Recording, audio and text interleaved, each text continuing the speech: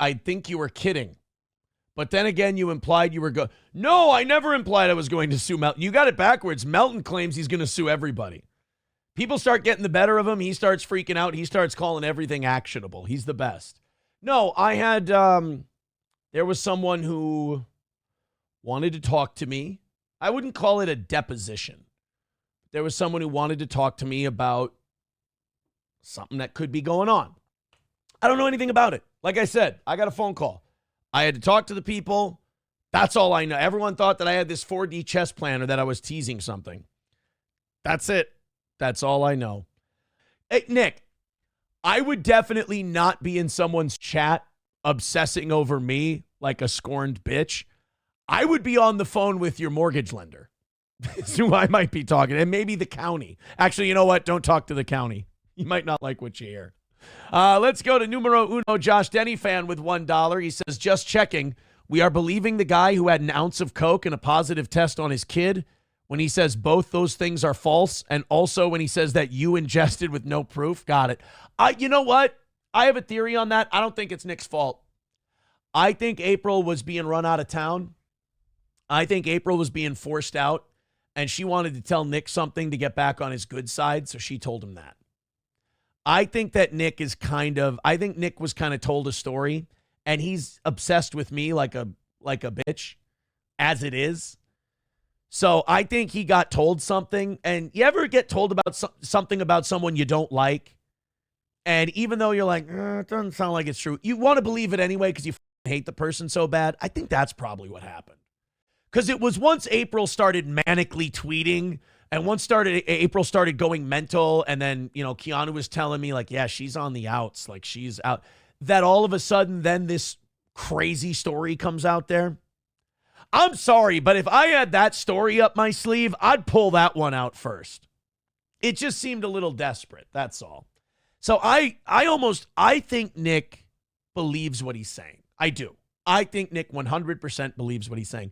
But I think he was, I think it was someone. Now, look, he doesn't know her as well as I do. I know that when April's not getting her way, she makes shit up.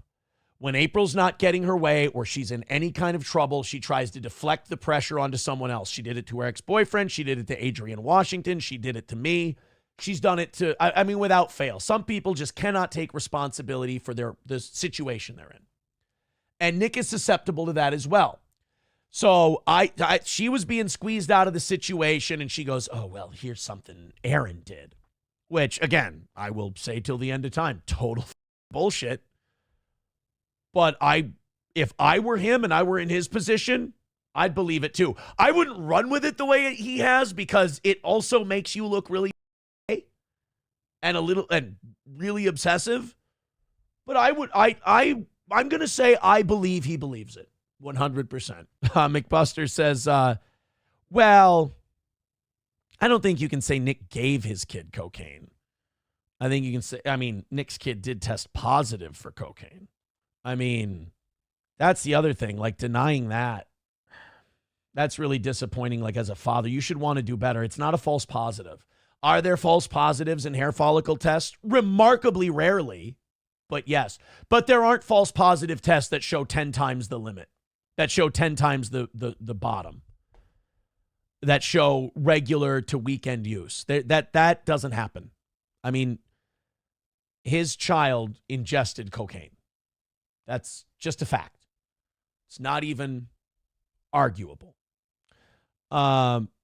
Clopogram, no, they were not true. Those texts were not accurate. That was, again, someone who was in trouble, who wanted to or wasn't getting their way and was throwing the blame on someone else. It's pretty common. I went through it a lot. Clopogram, you are incorrect. That's a common misnomer. Clopogram says if a child had that much coke, he would not be back with the parents. Yes, they would. CPS does not want to put kids in the system. You have to f up a lot, and you have to f up repeatedly in order to get your kids fully taken. They were away on a regular basis for 6 months. That's what happens. When your kid tests positive for cocaine, they're gone.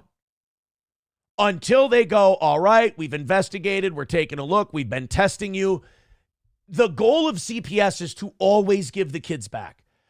People way worse than Nick get their kids back. Meth heads get their kids back because the state doesn't want to keep them. They want to give them back because as up as a kid being high on drugs is, as up as a kid having coke in their system is, the system does not want to compound that trauma by putting them in the foster care system if they don't have to. So that actually is a myth, Clopogram. I don't mean to bust your balls. I don't mean to embarrass you or anything like that. But that is an unfortunate myth.